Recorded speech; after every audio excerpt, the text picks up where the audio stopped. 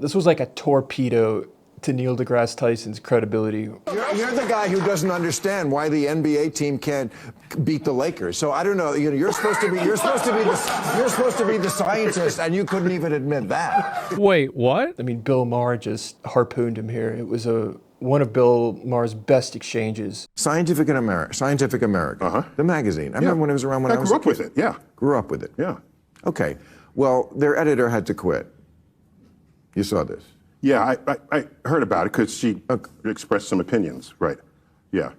Okay, sure, but it sure didn't sound scientific. It didn't sound like the person I would want to be running Scientific American. Okay. And we don't know that they were fired for expressing some opinions. It might have been, as a publisher has every right to do, to say, look, our entire brand is built upon the back of scientific credibility, and you undermine scientific credibility, so therefore we cannot have you as an editor. You could then say, well, yeah, they just expressed some opinions. It's far more complicated than what he's presenting here. It was a rant on Twitter.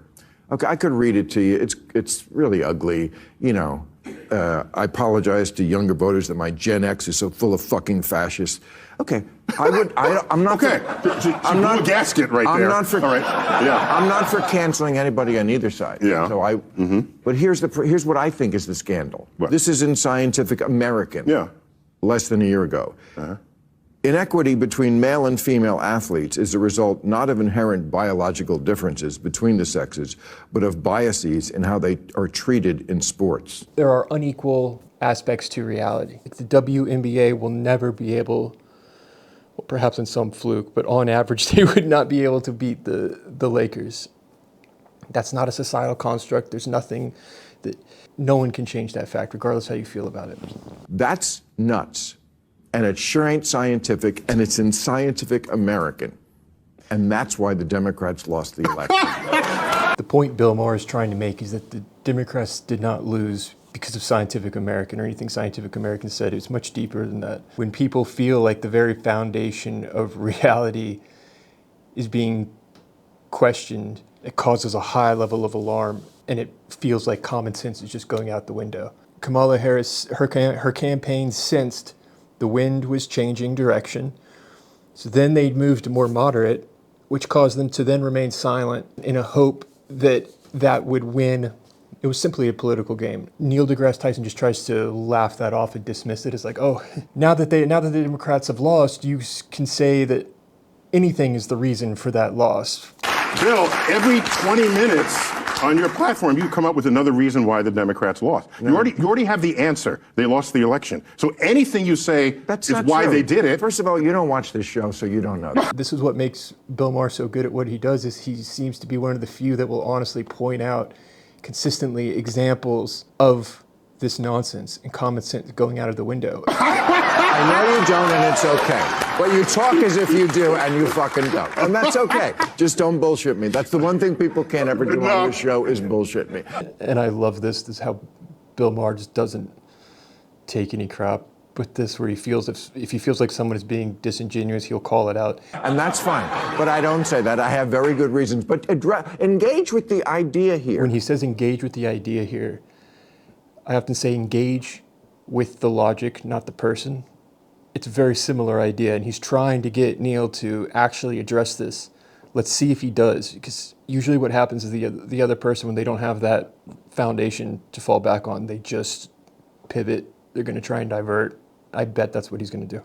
What I'm asking is, Scientific American is saying basically that the reason why an WNBA team can't beat the Lakers is because of societal bias. What you're saying is not Scientific American says that. An editor for Scientific American says that, who no longer has the job. What's interesting is that Neil deGrasse Tyson shares the same perspective. Women's basketball team could beat the Lakers, and that it is all a societal construct. So now he's claiming that, look, this is just a ludicrous view of a singular person, therefore you can't blame this on Scientific American.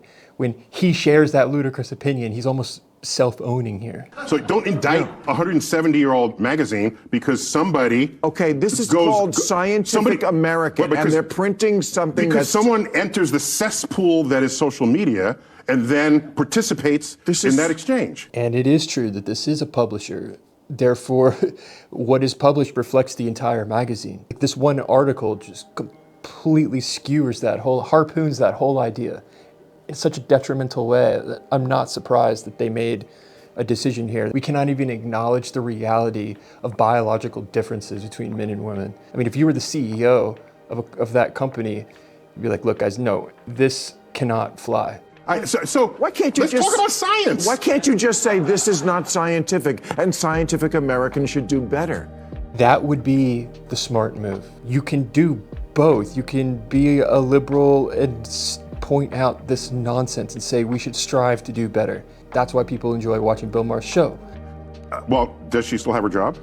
No, not because of this. I said the scandal is not her tweet. The scandal, Because that was like a year ago, was it? Which one was a year ago? I think a year ago, women still couldn't beat men in basketball. It's a great counter, and because he's not letting him off the hook, he's going right back to that when he asked him, contend with this. And Neil still hasn't done it. Or any other sport. And it wasn't because of society. You don't see a By problem the way, here? long distance swimming, women might actually have the advantage. Wow. And so his counter to all of this, Bill has perfectly wrapped it up in a bow and asked, do you not see a problem here? And his response is, well, in long distance swimming, women have the advantage, so I rest my case. Pointing at the exception does not disprove the rule. The WNBA could not, on average, beat the Lakers. They play 100 games, and 2 games somehow they win. Pointing to those 2 examples out of 100 games, saying, well, they stand an equal chance. That would be the logical equivalent of what he's trying to do here. You can look into that. Yeah. Maybe long distance swimming, Yeah. yes. Okay. Yeah. Just How does that echo into everything else? I've looked into it. Yeah. Well, I'm going to file you under part of the problem. It was one of Bill Maher's best exchanges.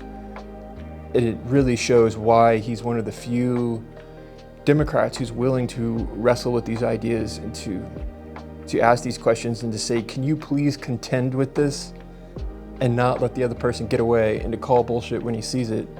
But he does this in such a friendly manner, which is what you do want to do. It's good when the other person is laughing it off, rather because what's the alternative?